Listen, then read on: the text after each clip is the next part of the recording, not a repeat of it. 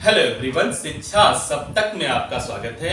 Board परीक्षा के preparation में हम लोग मैथमेटिक्स के दूसरे वीडियो में आ चुके हैं। आज हम लोग बीजगणित के कुछ क्वेश्चंस को देखेंगे, जिस तरह के क्वेश्चंस बोर्ड एग्जाम में बराबर पूछे जाते हैं। आइए शुरू करते हैं। पहला क्वेश्चन इन्होंने कहा कि एक समीकरण युग्म हमको दिया इन्होंने 5/x-1 + 1/y-2 = 2 और दूसरा समीकरण 6/x-1 - 3/y-2 = 1। ये समीकरण युग्म देकर इन्होंने कहा हमसे कि इसे रैखिक समीकरण में बदलकर हल कीजिए। अब इस तरह का क्वेश्चन अगर आ जाए तो आपको क्या करना है, तो यहाँ पर जब इस तरह के क्वेश्चन को आप सॉल्व करेंगे तो आप कॉमन पद जो होंगे दोनों समीकरणों में उनको अलग कर लेंगे। जैसे यहाँ पर देखें x-1 x-1 इससे अलग करेंगे, y-2 y-2 इससे अलग करेंगे। अब इसका सलूशन जब हम लोग करना चालू करेंगे तो x-1 वाले पद को हम अलग करेंगे तो 5 × 1/x-1 ये पहले समीकरण का।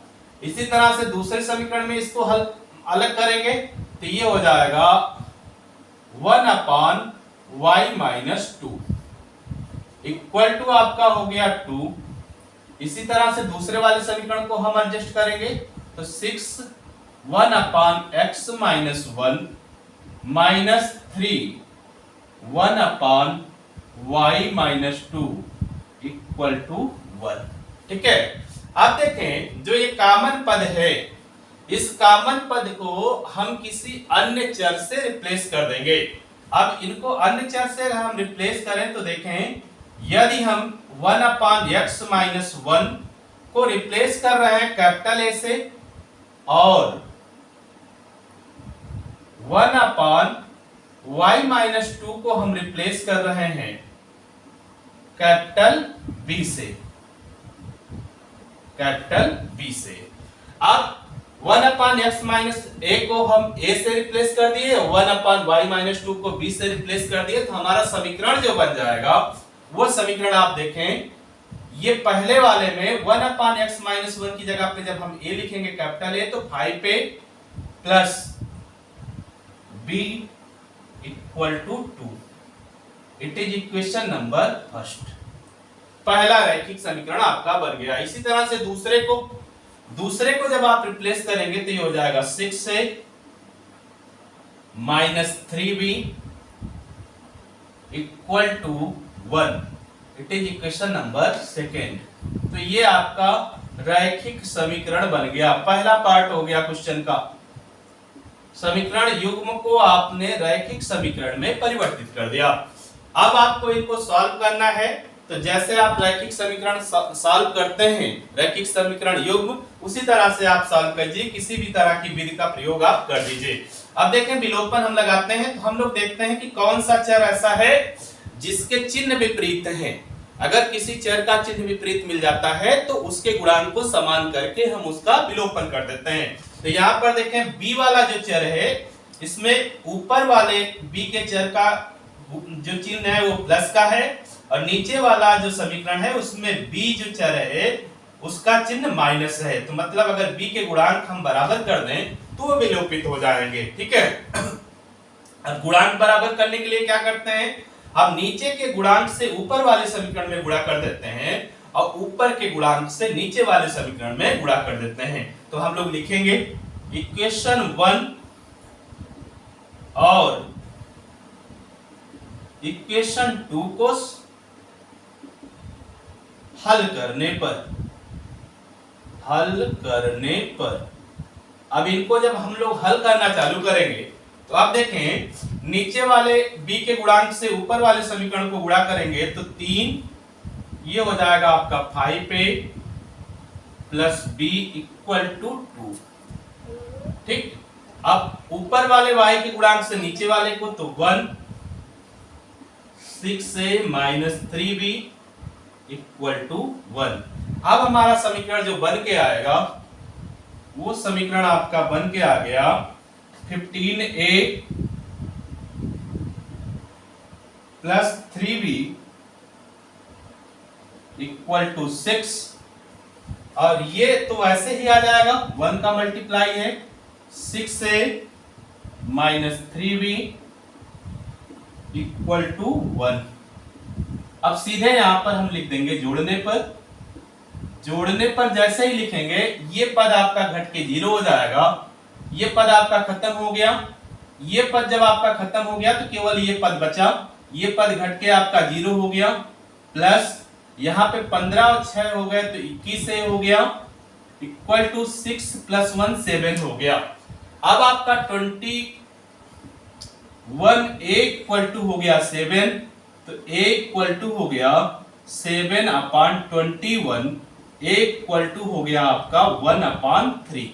तो a की वैल्यू आपने यहां से निकाल दी 1/3। अब a का मान आप किसी भी समीकरण में रख के b का मान आप निकाल सकते हैं। अब a का मान आप समीकरण नंबर 1 में रख दें या समीकरण नंबर 2 में रख दें, इतना आपने कर लिया होगा। अब हम लोग यहां लिखते हैं चलो ये वाला तो मिट गया, बी वाला है।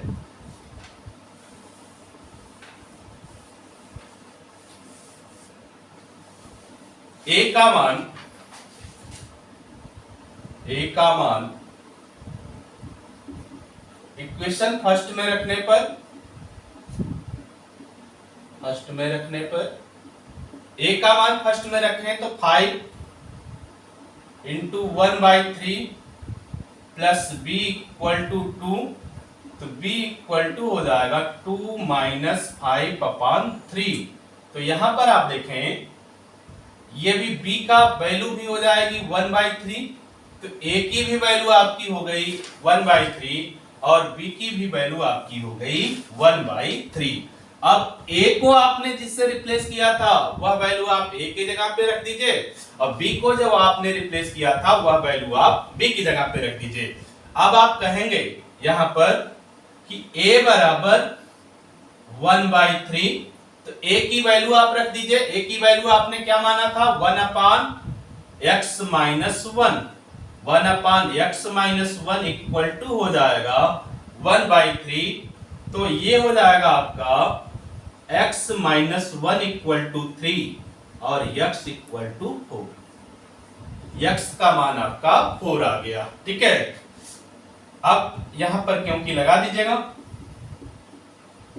क्योंकि अब b की वैल्यू भी आप इसी तरह से b इक्वल टू 1/3। अब b को आपने रिप्लेस किया था, b किसको रिप्लेस किया था आपने y - 2 को इक्वल टू 1/3, तो ये हो जाएगा y - 2 इक्वल टू 3 और y इक्वल टू हो जाएगा 5। तो आपने सॉल्यूशन इनका बता दिया कि यह रैखिक समीकरण जो था, इस रैखिक समीकरण को आपने हल किया तो x का मान आ गया 4 और y का मान आ गया आपका 5। तो आंसर जो आपका आएगा वो a इक्वल टू 4 और b इक्वल टू 5। ये पहला क्वेश्चन आपने हल कर दिया इनका। यह समीकरण युग्म था जिसे रैखिक समीकरण युग्म में बदलकर आपको हल करना था। अब दूसरे क्वेश्चन की बात करते हैं, हटा रहे बेटा इसको। अब दूसरा क्वेश्चन इनका है निम्नलिखित समीकरण को हल करिए। एक समीकरण इन्होंने दिया है, अब इस समीकरण को हमें हल करना है। जो समीकरण इन्होंने दिया उस समीकरण को हमें हल करना है। इन्होंने कहा कि समीकरण को हल कीजिए। इन्होंने जो इक्वेशन हमको दिया वह इक्वेशन है 1/x + 4 minus 1/x - 7 equal to 11/30 11/30। अब यहां इन्होंने हमको ये सावधान किया है कि x की वैल्यू जो होगी ये -4 नहीं होगी और 7 नहीं होगी। अब इसको हल करना है। इन्होंने कहा कि इस समीकरण को, इक्वेशन है ये समीकरण है, इसे हल करना है। इसे हल करना है इसका मतलब x की वैल्यू निकालना है, यहाँ जो चर होगा उसकी वैल्यू निकालना है। हल करने का मतलब यही होगा। अब देखें इस क्वेश्चन को आपको हल करना है, तो इस क्वेश्चन को हल करने के लिए आप जानते हैं कि इसको सरल करोगे। जब आप इसको सरल करोगे तो यह किसी तरह का समीकरण बन जाएगा। ठीक है, एक चर का है तो एक चर का समीकरण बनेगा, वह समीकरण एक घात का भी बन सकता है, दो घात का भी बन सकता है, तीन घात का भी बन सकता है। ठीक है, अब हम लोग देखते हैं कि एक चर का यह समीकरण कैसा बनता है। आपका एकल घात का समीकरण बनता है या द्विघात का समीकरण बनता है, फिर हम उसको हल करते हैं। ठीक है, आप देखें इसको जब हम लोग सरल करेंगे इस समीकरण को, तो इस समीकरण को जब सरल करेंगे, हम सॉल्यूशन जब करेंगे तो पहले हम समीकरण उतार लेंगे। समीकरण उतारेंगे तो 1 upon x minus 4 minus 1 upon x minus 7 equal to 11 upon 30। अब यहां पर जब हम लोग सरल करेंगे तो जाहिर सी बात है कि हम इसका एलसीएम लेंगे नीचे का x माइनस 4 x माइनस 7 और ऊपर आपका हो जाएगा x minus 7 minus x minus 4 equal to 11 upon 30। अब इसको आप करेंगे तो ये हो जाएगा x minus 7 minus x plus 4 अपान, इसे जब आप सरल कर लेंगे तो ये हो जाएगा x स्क्वायर, ये प्लस 4 है,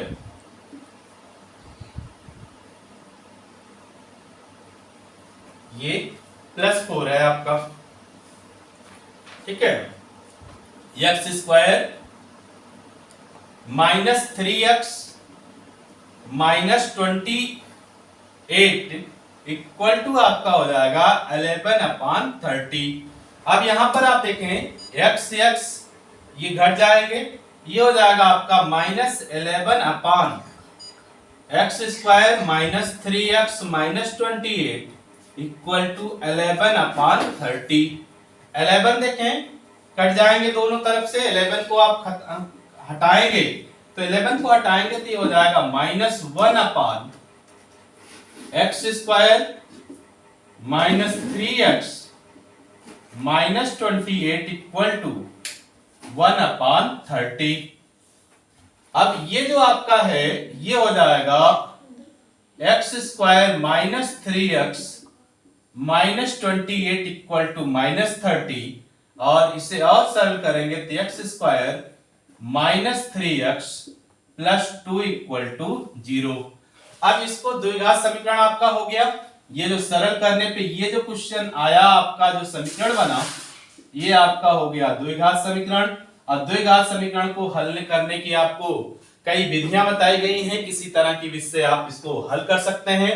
गुणनखंड विधि हम यहां लगा दे रहे हैं तो इसको आपका हो जाएगा x माइनस 2 और x माइनस 1। इसके हल करने पे ये आ जाएगा x माइनस 2 x माइनस 1। इसे और भी सरल कर सकते हो, सरल करके हल कर सकते हो तो x square minus 2x minus x plus 2 equal to 0।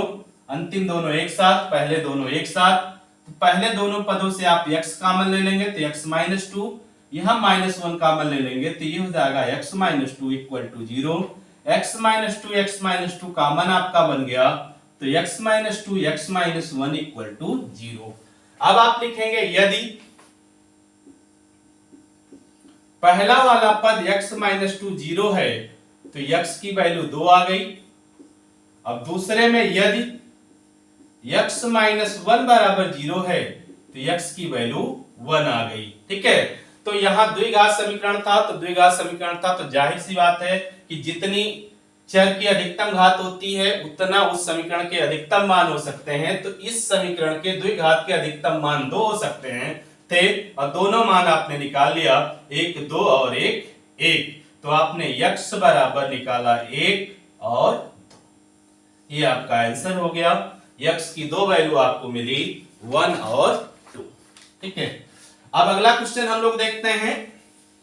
अगले क्वेश्चन में ये कह रहे हैं कि ऋतु धारा के अनुकूल 2 घंटे में 20 किलोमीटर तैर सकती है और धारा के प्रतिकूल 2 घंटे में 4 किलोमीटर तैर सकती है। ऋतु उसकी स्थिर जल में तैरने की चाल और धारा की चाल बताइए। फिर से मैं क्वेश्चन पढ़ दे रहा हूं। क्वेश्चन मैं आपको बता भी दे रहा हूं, एनसीईआरटी की एक्सरसाइज 3.6 का क्वेश्चन नंबर 2 का 1 है। एनसीईआरटी की एक्सरसाइज 3.6 क्वेश्चन नंबर 2 का 1। इन्होंने कहा है कि ऋतु धारा के अनुकूल 2 घंटे में 20 किलोमीटर तैर सकती है। अब क्वेश्चन में इन्होंने कहा ऋतु है और धारा के अनुकूल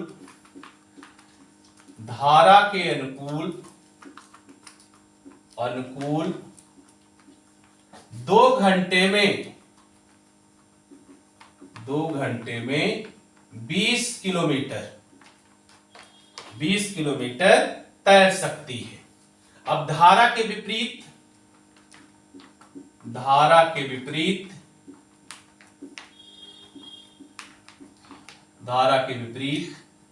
2 घंटे में 4 किलोमीटर तैर सकती है।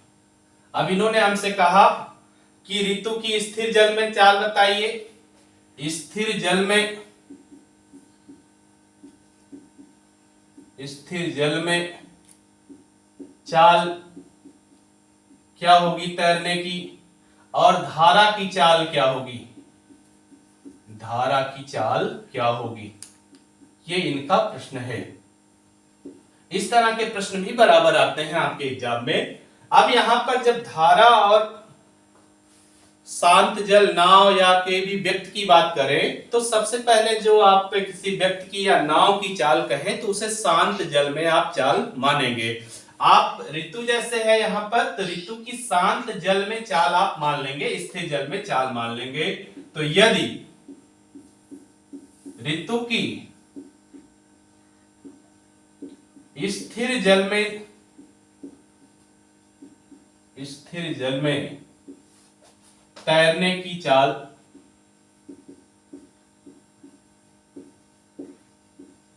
चाल आपकी है x किलोमीटर पर आवर। ठीक है। अब दूसरा धारा की चाल आप मान लीजिए। धारा की चाल आपकी, इसको मान लिया आपने y किलोमीटर पर आवर। ठीक है। अब धारा के साथ ऋतु की चाल क्या हो जाएगी और धारा के विपरीत चाल क्या हो जाएगी। अब आप देखें कि अगर शांत जल में किसी की चाल आपको मालूम है तो अगर धारा के साथ वो तैर रहा है तो धारा की चाल उसके साथ जुड़ जाएगी। अगर शांत जल में आपको किसी की चाल मालूम है और वो धारा के विपरीत तैर रहा है तो धारा की चाल शांत चाल से घट जाएगी। तो अब हम लोग यहां पर कह देंगे इनको कंडीशन फर्स्ट जो इनकी है, कंडीशन फर्स्ट में इन्होंने कहा कि धारा के अनुकूल 2 घंटे में 20 किलोमीटर चलती है। तो कंडीशन फर्स्ट में इन्होंने कहा धारा के अनुकूल 2 घंटे में 20 किलोमीटर। तो धारा के अनुकूल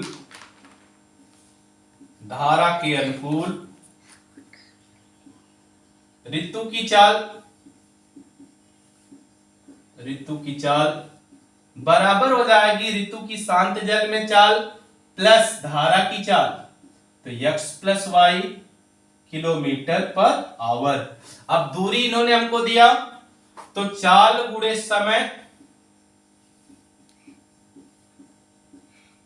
बराबर दूरी का फार्मूला लगा दिया जाएगा। हम लोगों को एक समीकरण बनेगा। अब एक समीकरण बनेगा, चाल हमारा धारा की दिशा में धारा के अनुकूल है x प्लस वाई, और समय इन्होंने दिया 2 घंटे, और दूरी इन्होंने कहा कि 20 किलोमीटर तय कर रही है। दूरी इन्होंने कहा कि 20 किलोमीटर तय कर रही है। तब 2 इधर कर दीजिए तो ये हो गया x plus Y equal to 10। It is equation number first जो आपको कंडीशन फर्स्ट से मिला। अब इसी तरह से कंडीशन सेकंड आप लगाएंगे, दूसरा इक्वेशन आपको मिल के आएगा। कंडीशन सेकंड की बात जब आप करेंगे, कंडीशन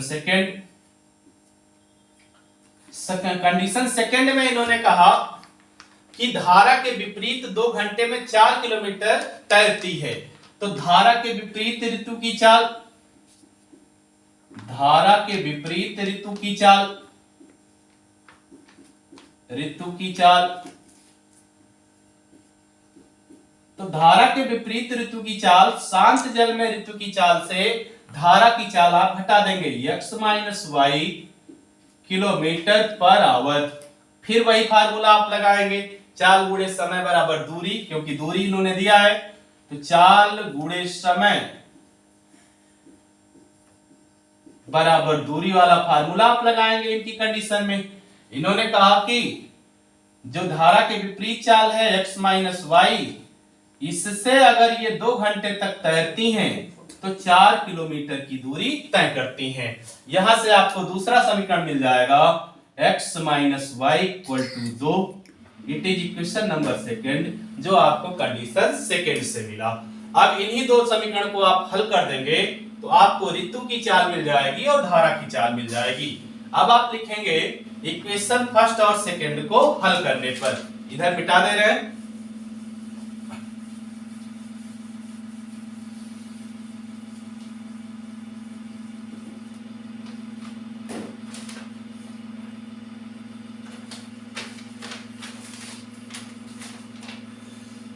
अब इक्वेशन फर्स्ट और equation second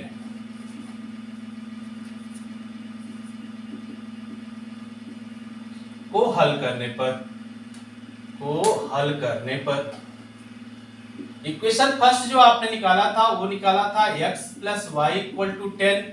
it is equation number first था आपका। और इक्वेशन नंबर सेकेंड जो आपने निकाला है वो है x minus Y equal to 2। It is equation number second. यहां ध्यान से देखें आप, गुणांक बराबर चिन्ह विपरीत सीधे यहां पर लिखेंगे जोड़ने पर। जैसे ही जोड़ने पर लिखेंगे ये पद घट के 0 हो जाएंगे और यहाँ पर x मिलके 2x हो जाएगा और 10 और 2 मिलके आपके 12 हो जाएंगे। तो 2x इक्वल टू 12 और x इक्वल टू 6। तो x आपने माना क्या था? x आपने माना था ऋतु की चाल, शांत जल में ऋतु की चाल। तो शांत जल में ऋतु की चाल जो आपकी आ गई, शांत जल में ऋतु की चाल जिसे आपने x माना था, ये आ गई 6 किलोमीटर पर आवर। पहला आंसर आपने निकाल दिया। अब x का मान किसी भी समीकरण में रख देंगे, y का मान आ जाएगा। तो x का मान इक्वेशन फर्स्ट में रखने पर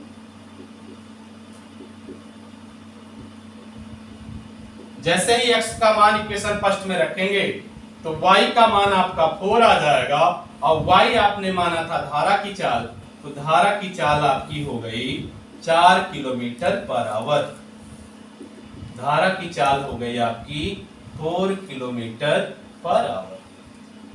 तो आप देखेंगे आपके आंसर पेपर में या बोर्ड के एग्जाम में धारा में नाव की चाल, नाव धारा से संबंधित क्वेश्चन बराबर पूछे जाते हैं। तो इस तरह से आप केवल एक कॉन्सेप्ट याद रखिएगा कि अगर नदी में या धारा की बात कर रहा है, कोई नाव तैर रही है या कोई व्यक्ति तैर रहा है, तो आप उसकी चाल शांत जल में चाल मानेंगे, स्थिर जल में चाल को मानेंगे। फिर धारा की चाल मान लेंगे और धारा के अनुकूल चालक जब आपको निकालना होगा तब शांत जल की चाल में धारा की चाल जुड़ जाएगी और धारा के विपरीत जब चाल निकालना होगा तो शांत जल की चाल से धारा की चाल घट जाएगी।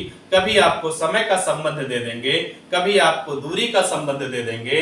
जब समय का संबंध देंगे तो चाल का जो आपका फार्मूला होता है, चाल बराबर दूरी बटे समय, यही से आप किसी भी संबंध को जनरेट कर सकते हैं, चाहे वो समय का संबंध हो, चाहे चाल का संबंध हो, चाहे दूरी का संबंध हो। अगला क्वेश्चन हम लोग देखते हैं।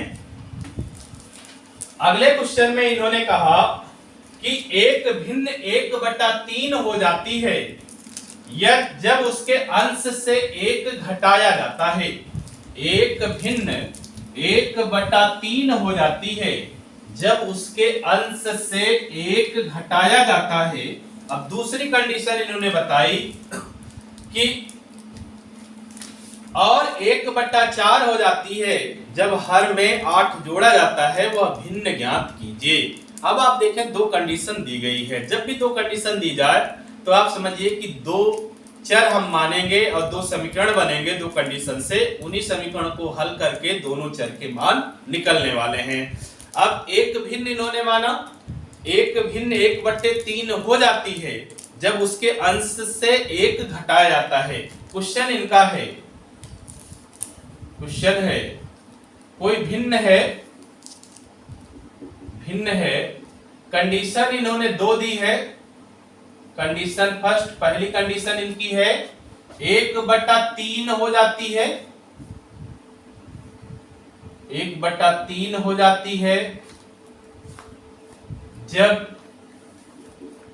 अंश से 1 घटाया जाता है, जब अंश से 1 घटाया जाता है, घटाया जाता है, पहली कंडीशन।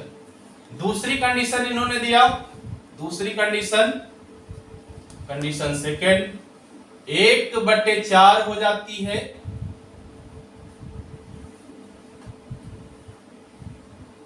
जब हर में 8 जोड़ दिया जाता है, जब हर में 8 जोड़ा जाता है, जोड़ा जाता है। दो कंडीशन है इनकी, ठीक है। अब इन्होंने भिन्न पूछ लिया है कि भिन्न बताइए, भिन्न हमसे पूछ रहे हैं कि भिन्न बता दीजिए आप।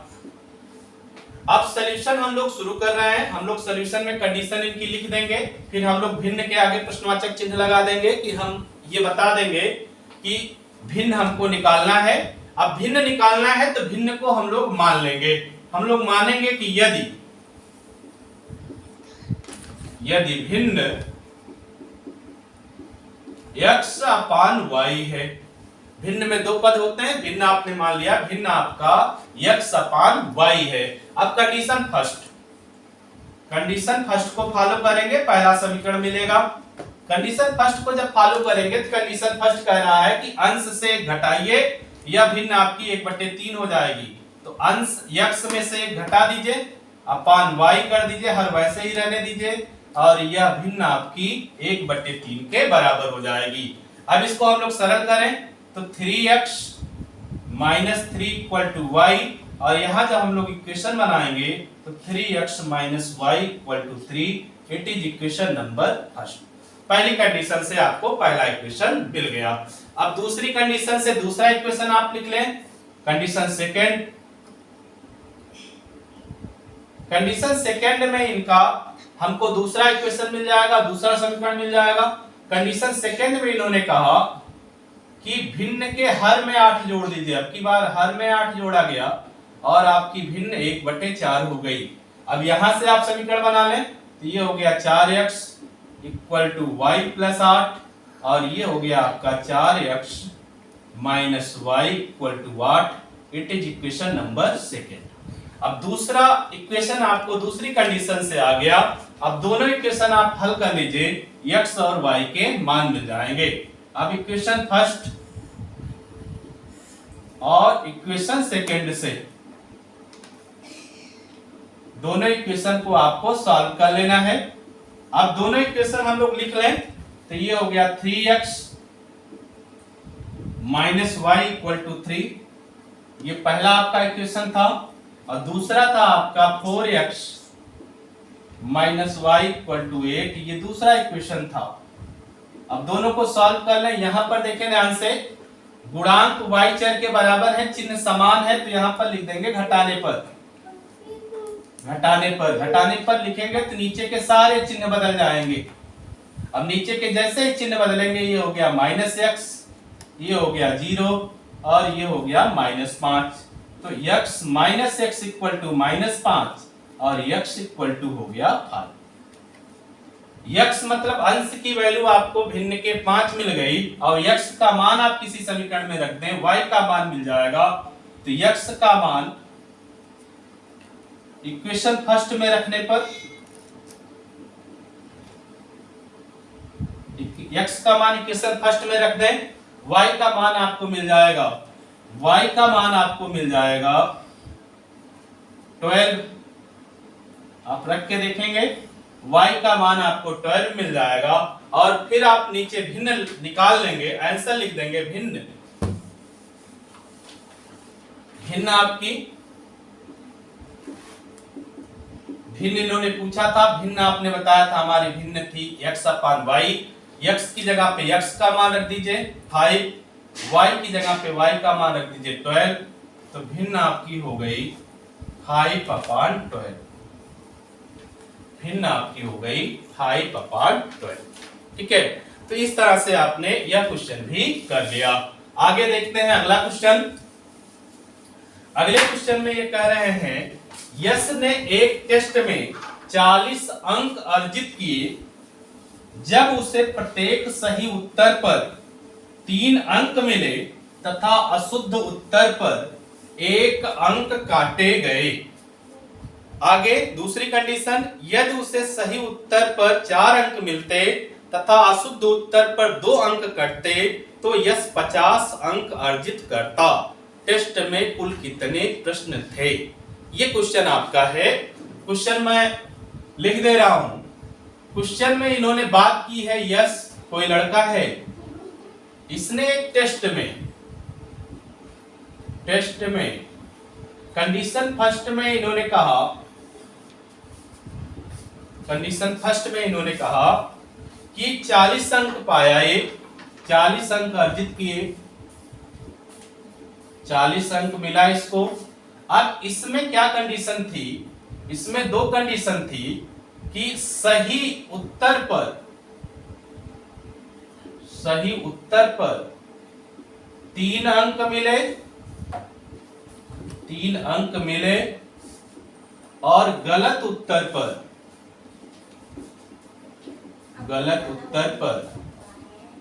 1 अंक कटे। पहली कंडीशन। दूसरी कंडीशन सेकेंड, यश को 50 अंक मिलते यदि सही उत्तर पर 4 अंक मिलते और गलत उत्तर पर 1 अंक कटता, 2 अंक कटते। गलत उत्तर पर 2 अंक कटते, 2 अंक कटा। ठीक है, कटते और सही उत्तर पर 4 अंक मिलते। 2 कंडीशन थी। ठीक है, अब आपको समझ में आ रहा होगा, 2 कंडीशन इन्होंने दिया तो 2 चर आपको मानने पड़ेंगे और 2 कंडीशन से 2 समीकरण बनेंगे। दोनों समीकरण हल करके हम दोनों चरों के मान निकाल लेंगे। ठीक है, अब इन्होंने हमसे प्रश्न में पूछा कि टेस्ट में कुल कितने प्रश्न थे। टेस्ट में कुल प्रश्नों की संख्या, कुल प्रश्न क्या है ये हमसे इन्होंने पूछ लिया। अब इसको हम लोग सॉल्व करते हैं। हम लोग ऐसे लिख देंगे सॉल्व करते समय।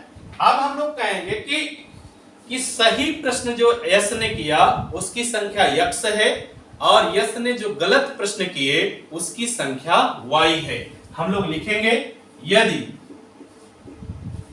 सही प्रश्नों की संख्या बराबर x, सही प्रश्नों की संख्या x और गलत प्रश्नों की संख्या y है, गलत प्रश्नों की संख्या y है हो तो ठीक है। अब हम लोगों ने ये मान लिया कि यश ने जो सही प्रश्न किए उनकी संख्या x है और यश ने जो गलत प्रश्न किए उनकी संख्या y है। अब ये जो हमने माना है इस पर कंडीशन फर्स्ट अप्लाई कर दें, पहला समीकरण बन जाएगा। इसी पर कंडीशन सेकंड अप्लाई कर दें तो हमारा दूसरा समीकरण बन जाएगा। अब कंडीशन फर्स्ट, पहली शर्त हम लोग अप्लाई कर रहे हैं। इन्होंने कहा कि जो सही उत्तर है उसके लिए 3 अंक, तो x सही उत्तर इन्होंने दिए तो टोटल अंक इनको मिले होंगे 3x। एक क्वेश्चन पर 3 अंक मिला तो x क्वेश्चन पर 3x अंक मिले इनको। अब y प्रश्न गलत थे और एक प्रश्न पे 1 अंक कट रहा था तो y प्रश्न पे y अंक कट जाएगा, एक गुणे y, यही ना, एक गुणे y इक्वल टू टोटल अंक आप जो इनको मिले वो मिले 40। अब यहां से जो आपका इक्वेशन बन के आएगा वो बन के आएगा 3x - y = 40। It is equation number first, जो कंडीशन फर्स्ट से आपका बन गया। अब कंडीशन सेकंड से आप इसी तरह से दूसरा इक्वेशन बना लेंगे। कंडीशन सेकंड में ये कह रहे हैं कि सही उत्तर पर 4 अंक मिल रहे हैं और सही प्रश्न कितने हैं, x, तो एक प्रश्न पर 4 अंक, तो x प्रश्न पे 4x अंक। गलत प्रश्न पे 2 अंक कट रहे हैं, तो एक प्रश्न पे 2 अंक कट रहा है, तो y प्रश्न पे 2y अंक कट जाएगा, -2y, और टोटल अंक इनको मिले 50। 2 से डिवाइड कर दीजिए, ये हो गया 2x - y = 25। It is equation number second. तो 2 इक्वेशन आपके बन गए, दोनों शर्तों से दोनों को हल कर लिया जाए। अब दोनों को हल करें तो इक्वेशन फर्स्ट और इक्वेशन सेकंड से,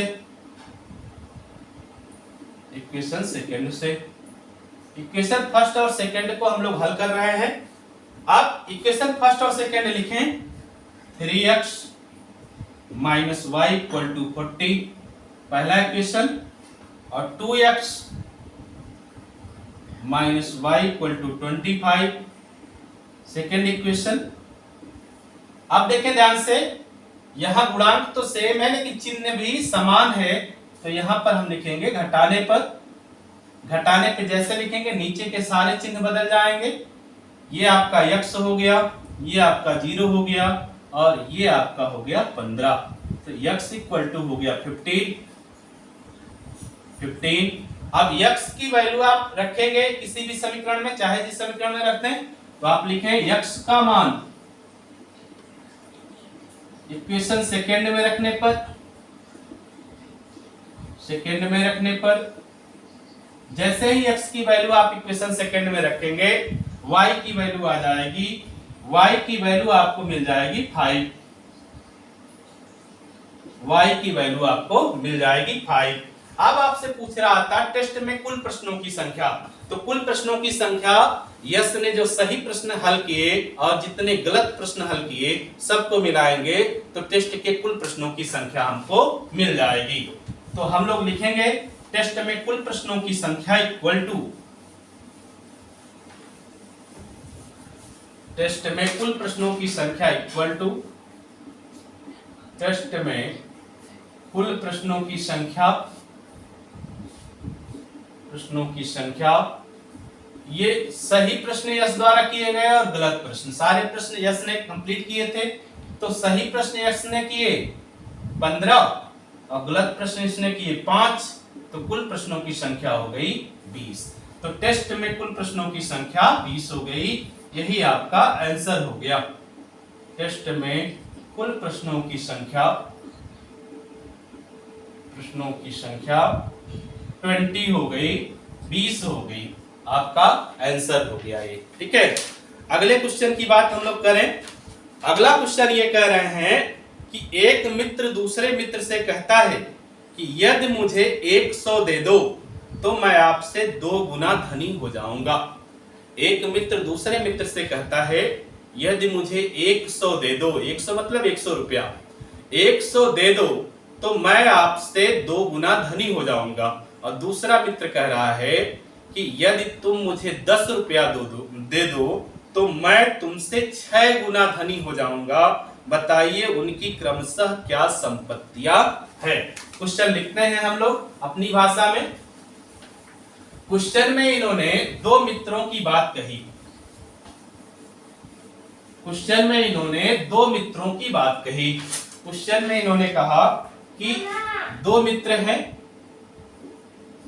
2 मित्र की बात है, 2 मित्र हैं। पहले मित्र की पहली कंडीशन है, पहली शर्त है, और दूसरे मित्र की दूसरी शर्त है। तो कंडीशन फर्स्ट कंडीशन में पहले मित्र ने कहा कि यदि तुम मुझे 100 रुपया दे दो, पहले मित्र ने कहा, पहले मित्र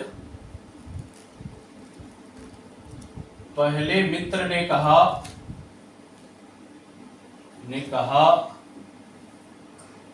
यदि 100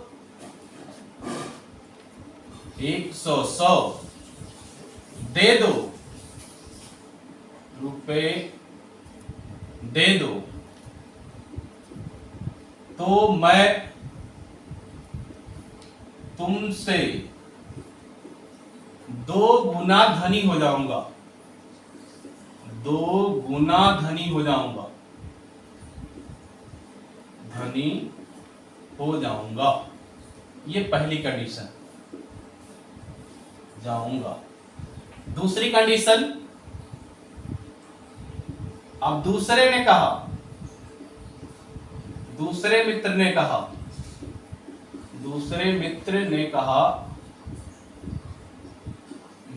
कहा यदि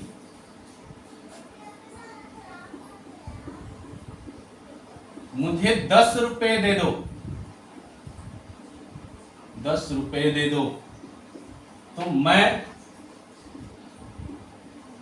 तुमसे 6 गुना धनी हो जाऊंगा, मैं तुमसे 6 गुना धनी हो जाऊंगा, 6 गुना धनी हो जाऊंगा। ये क्वेश्चन है इनका। अब इन्होंने कहा कि दोनों की संपत्तियां बताइए, तो दोनों की संपत्तियां मान ली जाएंगी। अब हम लोग आगे चलते हैं। ये कंडीशन लिख दी हम लोगों ने। अब आपका ज्ञान चुका रहा होगा, दोनों कंडीशनों से 2 समीकरण बनने चाहिए। हम लोग कहेंगे यदि पहले मित्र की संपत्ति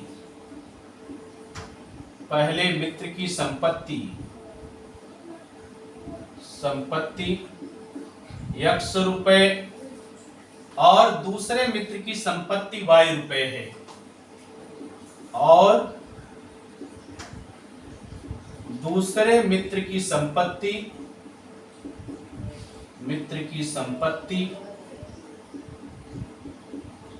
y रुपए है। ठीक है। अब कंडीशन फर्स्ट लगा दीजिए इस पर। कंडीशन फर्स्ट आप अप्लाई कर दीजिए। कंडीशन फर्स्ट में कहा कि पहले मित्र ने कहा कि आप 100 रुपया दे दो। पहला मित्र दूसरे मित्र से 100 रुपया ले रहा है, तो पहला मित्र जैसे ही दूसरे मित्र से 100 रुपया लेगा तो पहले मित्र की संपत्ति में 100 रुपए की वृद्धि हो जाएगी। पहले मित्र की संपत्ति हो गई x प्लस 100 रुपए। अब दूसरे मित्र की संपत्ति का 2 गुना हो जाएगा वो, तो दूसरे मित्र की संपत्ति बची कितनी? y संपत्ति थी 100 रुपया दे दिया, तो y माइनस 100, और पहला वाला जो मित्र है वो दूसरे मित्र से दुगुना धनी हो जाएगा। मतलब इसकी संपत्ति जो पहले मित्र की संपत्ति है, अब शेष बची दूसरे मित्र की संपत्ति की 2 गुनी हो जाएगी। अब इसको सरल कर लें तो हमारा पहला समीकरण बन जाएगा, तो x plus 100 equal to 2y minus 200। तो ये हो जाएगा आपका x minus 2y equal to minus 300। It is equation number first. अब कंडीशन सेकंड लगा दें, दूसरा समीकरण हमारा मिल जाएगा। कंडीशन सेकंड की बात कर लें तो दूसरा समीकरण हमारा बन जाएगा। कंडीशन सेकंड में कहा, दूसरे मित्र ने कहा कि मुझे 10 रुपया दे दो। अब दूसरे मित्र की संपत्ति y है, 10 रुपया पहले मित्र ने दे दिया, तो इसकी संपत्ति हो गई y प्लस 10। पहले मित्र की संपत्ति x थी, आपने 10 रुपया हटा दिया, तो अब उसकी संपत्ति बची x माइनस 10। अब जो दूसरे मित्र की संपत्ति है, अब वो पहले मित्र की संपत्ति की 6 गुनी हो गई। अब दूसरे मित्र की जो संपत्ति y प्लस 10 है, ये पहले मित्र की संपत्ति x माइनस 10 से 6 गुनी हो गई। दूसरी कंडीशन हो गई। अब इस कंडीशन से आप दूसरा समीकरण बना लें, तो ये हो जाएगा y plus 10 equal to 6x minus 60। अब यहां से आप समीकरण बनाएंगे तो 6x minus y equal to 70। It is equation number second. अब इक्वेशन फर्स्ट और इक्वेशन सेकंड को आप सॉल्व कर दीजिए। इक्वेशन फर्स्ट और इक्वेशन सेकंड से इक्वेशन फर्स्ट और इक्वेशन सेकंड से। इक्वेशन फर्स्ट और सेकंड को लिख लेते हैं। इक्वेशन फर्स्ट आपका है x minus 2y equal to minus 300 और इक्वेशन सेकंड है आपका 6x minus Y equal to 70। अब यहां पर देखें बेटा, चिन्ह समान है सबके और गुणांक अलग अलग हैं, तो गुणांक आपको बराबर करके घटाना होगा। अब किसी एक चर का गुणांक बराबर कर लीजिए, चाहे एक x का चाहे y का। y का आप गुणांक बराबर कर लीजिए। y का गुणांक जैसे ही आप बराबर करने जाएंगे तो पहले वाले समीकरण में जो y का गुणांक है उससे दूसरे समीकरण को आप गुणा कर देंगे और दूसरे वाले समीकरण में जो y का गुणांक है उससे एक को गुणा कर देंगे, पहले वाले को गुणा कर देंगे। ठीक है, अब गुणांक बराबर करेंगे तो ये हो जाएगा एक x minus 2y equal to minus 300 और दूसरे वाले को जब आप बराबर करेंगे तो ये हो जाएगा 2 6x minus Y equal to 70। ये पहला वाला बराबर करके हमने चला गुणांक बराबर किया y का, ये दूसरे में। अब ये समीकरण आपके हो जाएंगे x minus 2y equal to minus 300 और दूसरा हो जाएगा 12x minus 2y equal to 140। अब आप यहां लिख देंगे घटाने पर। जैसे ही घटाने पर लिखेंगे नीचे के सारे चिन्ह बदल जाएंगे। अब ये आपका हो जाएगा माइनस 11x, ये आपका 0 हो जाएगा और ये हो जाएगा माइनस 440। अब ये हो जाएगा minus 11x equal to minus 440 और x की वैल्यू आपको मिल जाएगी 40। x की वैल्यू आपको मिल जाएगी 40। यहां से x की वैल्यू आपको मिल जाएगी 40। 40 क्या आपने 40 माना था पहले व्यक्ति की संपत्ति को, पहले मित्र की संपत्ति को। अब x का मान किसी समीकरण में रख दें, समीकरण 2 में रख लीजिए या पहले में रख लीजिए। x का मान समीकरण 2 में रखने पर किसी में भी आप रख सकते हैं। समीकरण 2 है 6x माइनस वाई बराबर 70, तो 6 गुणे 40 यही हो जाएगा भाई। 6 गुणे 40 माइनस वाई इक्वल टू 70, तो y इक्वल टू 240 माइनस 70, तो y इक्वल टू 170 रुपीज।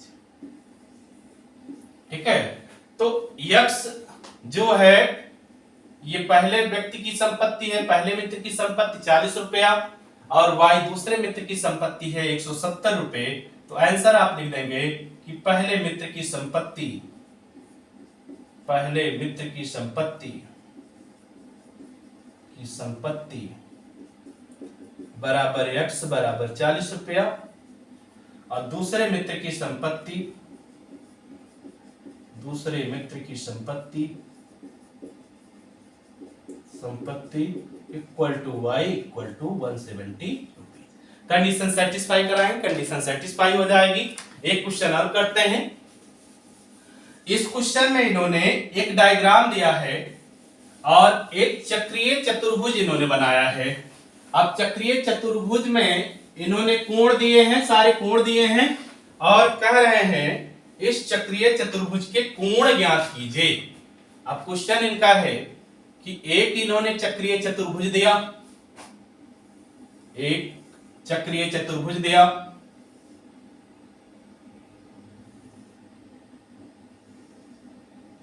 एक चक्रीय चतुर्भुज दिया। चक्रीय चतुर्भुज ए बी सी डी। अब इनके कोण इन्होंने दिए। पहला कोण दिया 4y प्लस 20, 4y प्लस 20। दूसरा इन्होंने दिया 3y माइनस 5, 3y माइनस 5। सी इन्होंने दिया माइनस 4x और डी इन्होंने दिया minus 7x plus 5, minus 7x plus 5। और इन्होंने कहा कि कोण बताइए, चक्रीय चतुर्भुज के कोण बताइए। चक्रीय चतुर्भुज है, चक्रीय चतुर्भुज है। अब कोण मतलब ए बी सी कोण और डी कोण, ये आपसे पूछे जा रहे हैं। सारे कोण आप बताइए। अब ध्यान से देखें, आप ये क्वेश्चन चक्रीय चतुर्भुज का नहीं है, ये क्वेश्चन जनरली इक्वेशन का है, ठीक है। अब रैखिक समीकरण का है, दो चरों के रैखिक समीकरण का क्वेश्चन है। अब आप इसको जब सॉल्व करेंगे तो आप एक कॉन्सेप्ट लगाएंगे कि चक्रीय चतुर्भुज के सम्मुख कोण संपूरक होते हैं, मतलब सम्मुख जो कोण होंगे उनका योग 180 अंश होगा।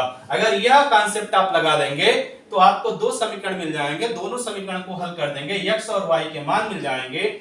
x और y के मान सारे कोणों में आप रखेंगे तो आपको सारे कोण मिल जाएंगे। आप देखें यहाँ पर यूज क्या कर रहे हैं, आप यहाँ पर लिखेंगे, ये फिगर बनाने के बाद ये फिगर बनाएंगे, ये चक्रीय चतुर्भुज लिखेंगे और यहाँ प्रश्नवाचक चिन्ह डालेंगे, तो ये आपको मालूम हो जाएगा कि चक्रीय चतुर्भुज आपको दिया है, जिसके कोण ये दिए हैं और इन्हीं कोणों को आपको निकालना है। इसके बाद नीचे आप लिखेंगे क्योंकि चक्रीय चतुर्भुज के सम्मुख कोण संपूरक होते हैं, चक्रीय चतुर्भुज के सम्मुख कोण संपूरक होते हैं, सम्मुख कोण संपूरक होते हैं, संपूरक होते हैं, मतलब कि सम्मुख कोणों को अगर जोड़ दें तो 180 अंश मिल जाएगा। तो पहली कंडीशन कोण डी और कोण बी की हो जाएगी, कोण बी प्लस कोण डी इक्वल टू 180 अंश। अब यहां से पहला मिल जाएगा और दूसरा मिल जाएगा कोण ए प्लस कोण सी इक्वल टू 180 अंश, कोण ए प्लस कोण सी इक्वल टू 180 अंश।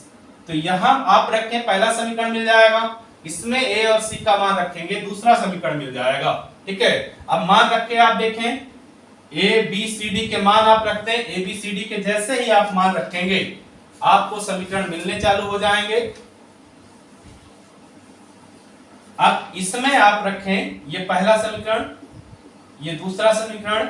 अब इसमें ए बी के मान रखिए, बी का मान रखो भाई, बी का मान है 3y - 5 और डी का मान है आपका -7x + 5 = 180। यहां पर आप देखें ये हो जाएगा -7x + 3y = 180। It is equation number first. इसी तरह आप दूसरे में रखें, दूसरे में रखेंगे x और y का मान, तो दूसरा समीकरण मिल जाएगा। कोण A है आपका 4y + 20 - 4x = 180, तो ये हो जाएगा आपका -4x + 4y = 160। अब 4 से सबको डिवाइड कर दीजिए तो -x + y = 40। It is equation number second. अब इक्वेशन फर्स्ट और सेकेंड को आप सॉल्व कर लीजिए। इक्वेशन फर्स्ट और सेकेंड को आप सॉल्व करके x और y का मान निकाल लेंगे। Equation first and equation second से आप मान निकालेंगे x और y का, और x और y का मान आप यहां रखेंगे तो आपको कोण A भी मिल जाएगा, कोण B मिल जाएगा, कोण C मिल जाएगा और कोण D मिल जाएगा। अब कोण ये आप लिखेंगे 4y + 20 और y का मान रख के आप पूरा कोण लिख देंगे। कोण B आप बताएंगे, कोण B है 3y - 5, y का मान रखेंगे, B मिल जाएगा। कोण C आपका -4x, x का मान रखेंगे। कोण D आपका -7x + 5, आप x का मान रखेंगे तो कोण D मिल जाएगा, ठीक है। तो इस तरह से हम लोगों ने एक प्रयास किया कि बीज गणित में जिस तरह के क्वेश्चन ये पैटर्न में पूछते हैं उस तरह के क्वेश्चन के कॉन्सेप्ट हम कैसे समझेंगे और किस तरह से उन तरह के क्वेश्चनों को हम टेकल करेंगे। आज के लिए इतना ही, धन्यवाद। आपका दिन शुभ हो।